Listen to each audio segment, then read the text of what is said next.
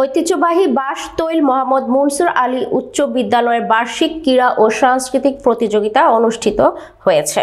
টাঙ্গাইলের মির্জাপুর উপজেলা থেকে মাসুদ পারভেজের তথ্য ভিডিও চিত্রে দেখুন বিস্তারিত। নানান আয়োজনের মধ্য দিয়ে মির্জাপুর উপজেলার বাঁশতৈল ইউনিয়নের ঐতিহ্যবাহী বাঁশতৈল মোহাম্মদ মুনসুর আলী উচ্চ বিদ্যালয়ের ৫৯তম বার্ষিক ক্রীড়া সাংস্কৃতিক প্রতিযোগিতা, ডিসপ্লে ও পুরস্কার বিতরণী অনুষ্ঠান অনুষ্ঠিত হয়েছে। রবিবার ৯ ফেব্রুয়ারি দিনব্যাপী বিদ্যালয়ের প্রাঙ্গণে এই অনুষ্ঠান অনুষ্ঠিত হয়েছে। অনুষ্ঠানে দিনব্যাপী ক্রীড়া প্রতিযোগিতা, কবিতা আবৃত্তি, গান, নৃত্য, ডিসপ্লে প্রতিযোগিতা হয়েছে। জাপান গার্ডেন সিটি লিমিটেডের পরিচালক আব্দুল্লাহ আল মামুনের সভাপতিত্বে প্রধান অতিথি হিসেবে উপস্থিত ছিলেন বিএনপির জাতীয় নির্বাহী কমিটির শিশু বিষয়ক সম্পাদক ও সাবেক এমপি আবুল কালাম আজাদ সিদ্দিকী এবং উদ্বোধক জাপান গার্ডেন সিটি লিমিটেডের ব্যবস্থাপনা পরিচালক মোহাম্মদ ওয়াহিদুজ্জামান।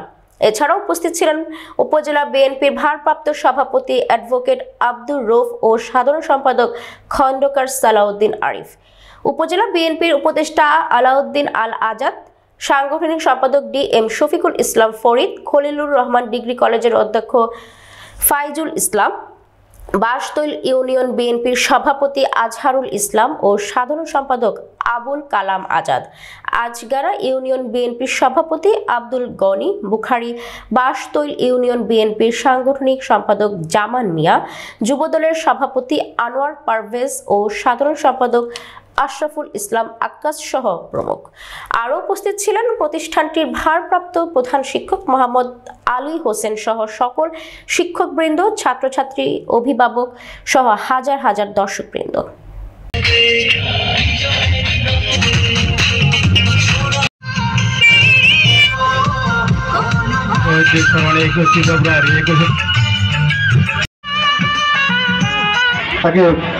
পেস্ট্রি দিবেন সংগ্রামী নেতা আজগানা ইউনিয়নের সংগ্রামী সভাপতি।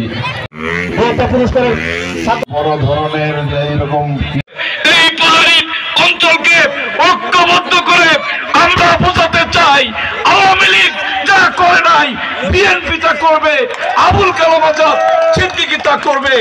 আমি এই কমপ্লেক্স আল্লাহ যদি আমাকে বাঁচিয়ে রাখে, আপনাদের ভোটের মধ্য দিয়ে মহান সংসদে যাওয়ার পর ইনশাআল্লাহ এখানে এই কমপ্লেক্সের এক দৃষ্টান্ত স্থাপন করব, পাহাড়ি অঞ্চলকে আমরা আলোকিত করব।